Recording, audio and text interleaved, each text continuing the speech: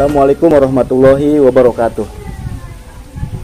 Teman-teman sekalian, banyak yang bertanya kepada saya perihal kenapa BKN melaporkan seorang Gus Naji. Kenapa seorang Gus Naji harus dilaporkan? Gus Naji memang memberikan statement yang sangat berbahaya, yang mengatakan bahwa vaksinasi itu adalah upaya pembantaian massal. Presiden, menteri ini, menteri sudah vaksin, itu jelas itu vaksinnya bohong-bohongan tuh. Ya, mungkin bukan vaksin itu, tapi kitanya yang disuruh korban. Tadi sudah ada video Indonesia mendukung pembantaian massal. Ini berarti Indonesia dijajah Cina. Memang Cina kepingin menguasai Indonesia, menggantikan orang pribumi diganti dengan mereka. Mau dibantai kita, tapi tidak lewat perang, tapi lewat vaksin. Sekedar info, saya kebetulan di BKN atau Barisan Kesatria Nusantara itu sebagai wakil sekjen nasional.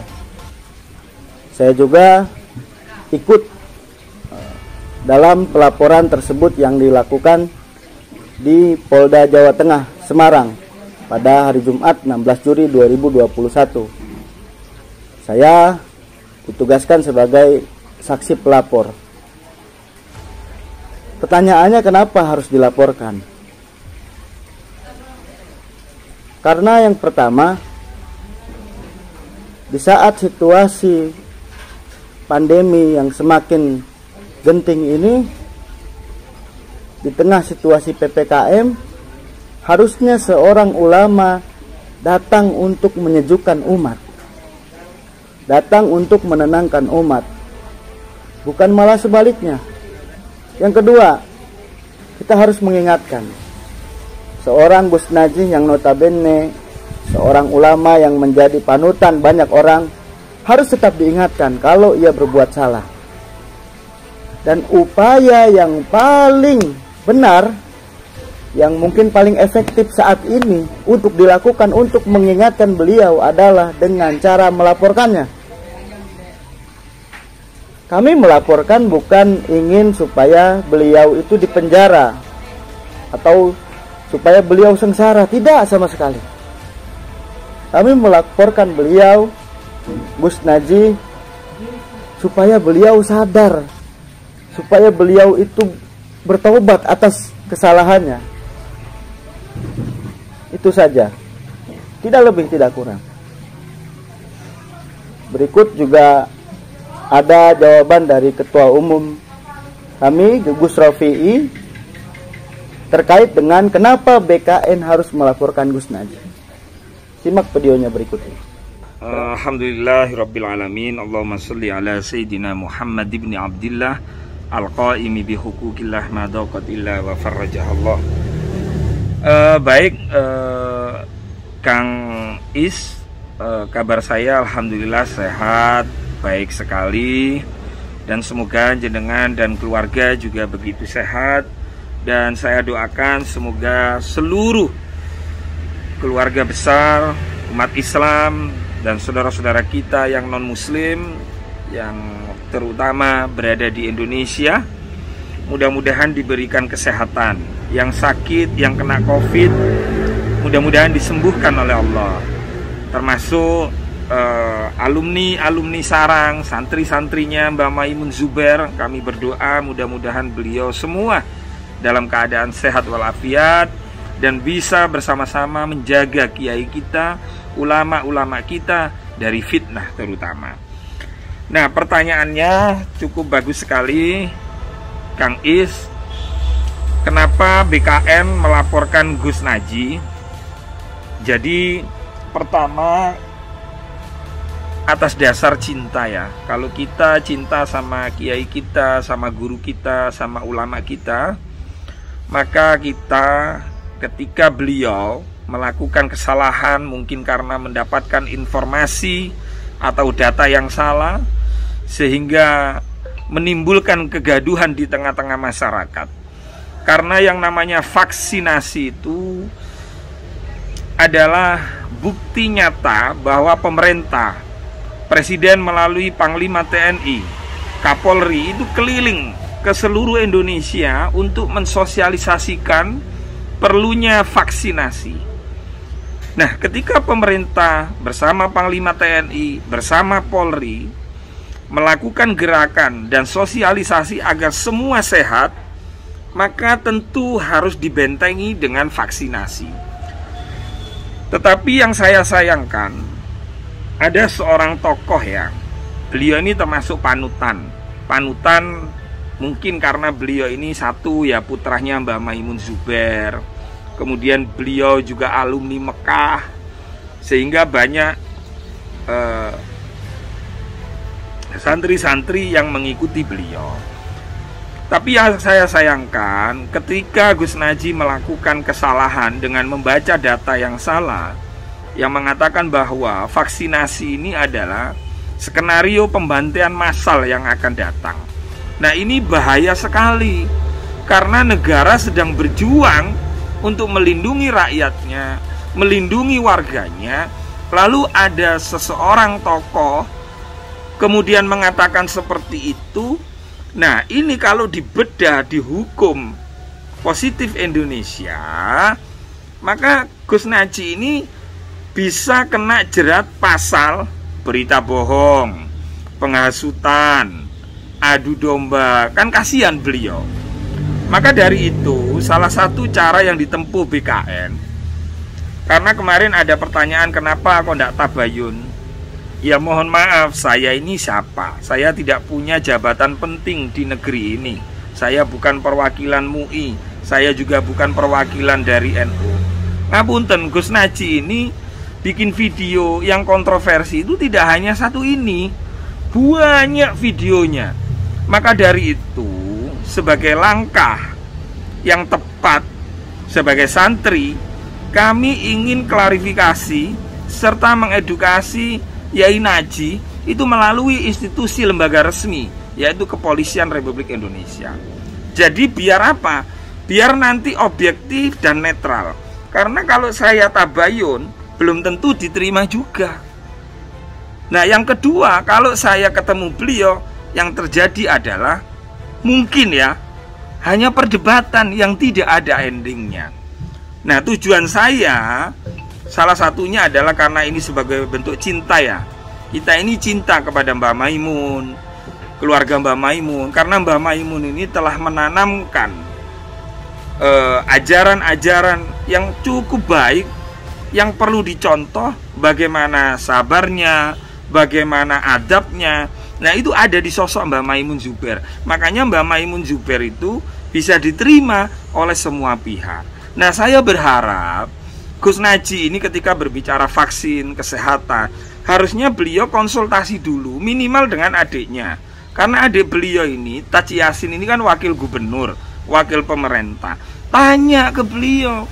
Jangan ketika dapat berita, lalu kemudian berita itu disampaikan, apalagi disiarkan secara luas dan didengarkan oleh masyarakat Indonesia, akhirnya terjadi gesekan antara rakyat dengan pemerintah. Nah, itu tidak boleh terjadi.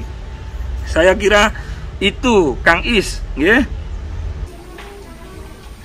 Akhirnya berkat inisiatif dari Ketua Umum BKN Gus Rofi'i,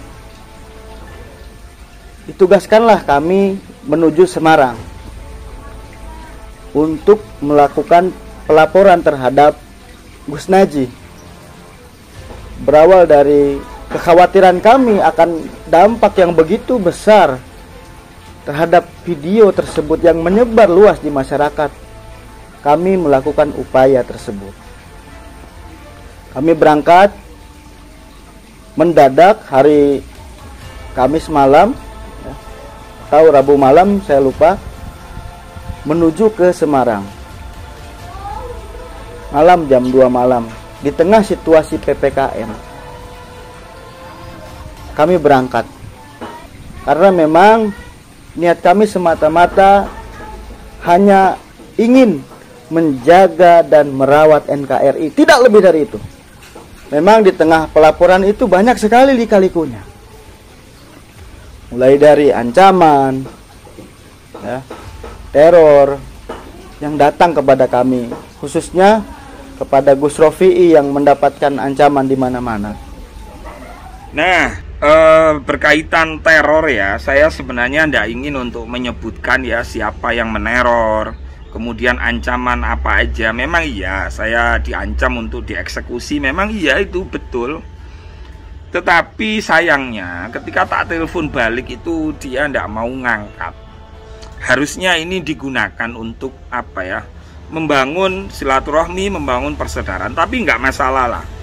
Yang namanya katanya Yai As'ad Syamsul Arifin itu, kalau nggak mau repot, ya dengarkan ini, kalau nggak mau repot jangan berjuang, karena perjuangan itu membutuhkan pengorbanan.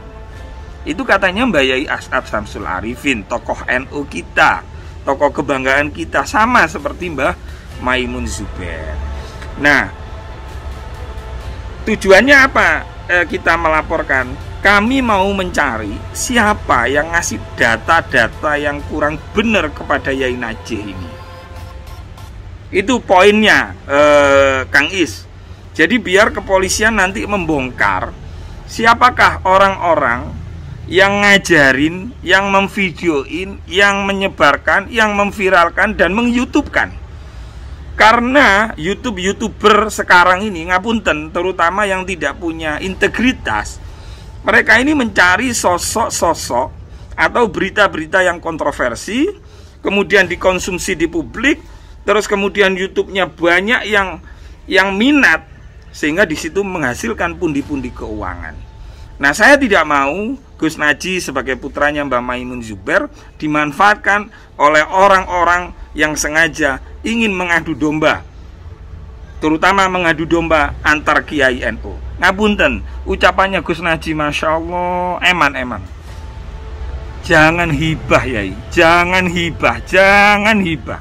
Saestu ini, Gus Dur itu waliullah, Gus Dur itu cucunya Mbah Kiai Haji Hasyim Asy'ari, pendiri NU, Rois Akbar, gurunya abahnya panjenengan Mbah Maimun Zubair. Nyuwun tolong Gus Najih, ya Allah, saya tidak mau jenengan nanti di yaumil hisab mau masuk surga itu ditolak karena jenengan menyebarkan kebencian-kebencian kepada Gus Dur, kepada NU. Ngapunten Gus Najih, ngapunten. Untuk itu Kang Is, mudah-mudahan ini semua ada hikmah, karena yang namanya perjuangan memang diperlukan pengorbanan waktu, termasuk pengorbanan melayani orang-orang. Alhamdulillah, dari sekian banyak orang yang nelpon saya, alhamdulillah mereka menjadi mengerti kenapa saya melaporkan Gus Najih tersebut. Karena Gus Ismail, yang namanya hukum positif itu, ya, hukum pidana itu, kalau saya nggak ngelaporin, pasti akan dilaporkan oleh pihak lain. Dengan adanya laporan BKN, maka laporan yang lain-lain itu secara tidak langsung tertolak. Mudah-mudahan ini ada hikmah, karena yang kami inginkan agar sesama kiai, sesama alim ulama untuk selalu bergandengan tangan, untuk selalu tabayun ketika ada masalah. Agar apa? Agar umat yang di bawah ini tidak bingung dan tidak terpecah belah. Ngapunten, saya Muhammad Rafi'i Mukhlis, Ketua Umum BKN. Wallahul muwaffiq ila aqwamit thoriq. Wassalamualaikum warahmatullahi wabarakatuh. Alhamdulillah. Jadi itulah alasan-alasan kami kenapa kami melaporkan Gus Najih Maimun. Kami hanya ingin negeri ini damai, negeri ini tidak berkecamuk, negeri ini aman. Karena misi utama BKN atau Barisan Kesatria Nusantara adalah menjaga dan merawat NKRI. Sekian dan terima kasih. Wallahul muwaffiq ila aqwamit thoriq. Assalamualaikum warahmatullahi wabarakatuh.